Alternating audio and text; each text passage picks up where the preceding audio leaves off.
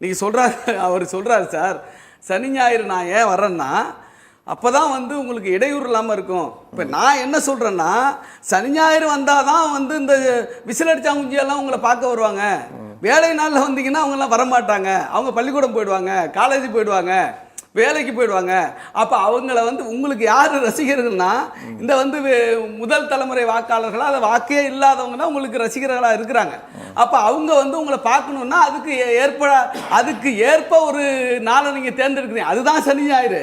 இப்போ சனி ஞாயிறு இடையூறு கொடுக்கக்கூடாது. ஏன் சனி ஞாயிறு வந்து இடையூறு கொடுக்கக்கூடாது என்பதற்காக அல்ல, உங்களை ஆர்வத்தோடு பார்க்க வர்ற கூட்டம் என்பது பள்ளிக்கூடத்துலையும் கல்லூரிலையும் ஸ்கூல்லையும் படிச்சுக்கிட்டு இருக்காங்க. அவங்க வர்றதுக்கு நீங்கள் அந்த நாள் தேர்ந்தெடுக்கிறீங்க. சார் இன்னொன்று கேட்குறேன் சார், நம்ம வந்து இவர் இசை நிகழ்ச்சி நடத்தினார் நம்ம ஏஆர் ரஹ்மான்.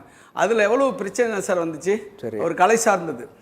விஜய் சார் விடுங்க சார், நான் என்ன சொல்கிறேன், நீங்கள் வந்து என்ன அல்லு அர்ஜுனா ஒரு நிகழ்ச்சி ஆந்திராவில் நடத்தினார் சார். அவர் வந்தார், அதுக்கு எவ்வளோ கூட்டம் கொண்டுச்சு, 11 பேர் செத்தே போனாங்க, உயிர் போயினது. அது ஒரு நடிகரை பார்க்க வந்த கூட்டம். அப்படித்தான் ஒரு நடிகராக வந்து இவர் இருக்கிறாரு. ஒரு நடிகரை பார்க்க வந்த கூட்டம். இந்த கூட்டம் எதையும் தீர்மானிக்காது. இவர்களுக்கு கொள்கையும் கிடையாது, கோட்பாட்டும் கிடையாது. திடீர்னு எம்ஜிஆருங்கிறாங்க, திடீர்னு அண்ணாங்கிறாங்க.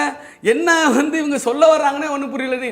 அந்த என்ன சொல்கிறது, மதுரை மாநாடுன்னு ஒன்று நடத்தி ஒரு என்ன சொல்கிறது, ஒரு ஆடியோ ரிலீஸ் கூட்டம் மாதிரி ஒன்று நடத்துனாங்க, சினிமா ரிலீஸ் கூட்டம் மாதிரி நடத்தி அதில் ஸ்டாலின் அங்கிள் அப்படி சொன்னார்.